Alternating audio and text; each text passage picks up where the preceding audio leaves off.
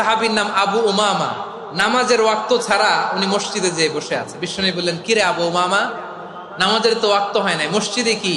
সাহাবী বলে, হুমুমুন লাজিমাতনি ওয়া দুয়ুন।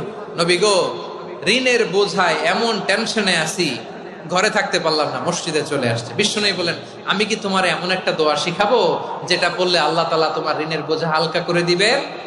আবু উমামা বললেন, ইয়া রাসূলুল্লাহ, অবশ্যই শিখাবেন। বিশ্বনবী বললেন, তাহলে তুমি পড়বা, আল্লাহুম্মা ইন্নী আউযু বিকা মিনাল হাম্মি ওয়াল হাযান ওয়া আউযু বিকা মিনাল জুবনি ওয়াল বুখল ওয়া আউযু বিকা মিন গালাবাতিদ দাইনি ওয়া কাহরির রিজাল।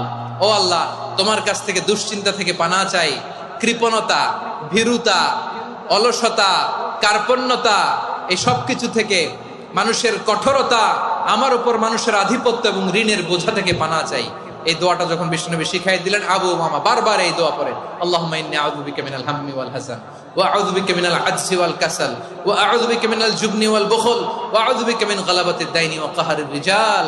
আবু উমামা বলে, এই দোয়া আমি পড়তে লাগলাম আর পড়তে লাগলাম। কিছুদিন পরে দেখা গেল বিশ্বনবীর শেখানো এই দোয়ার বদৌলতে আল্লাহ তাআলা আমার সব ঋণ পরিশোধের ব্যবস্থা করে দিয়েছেন। পড়বেন আমার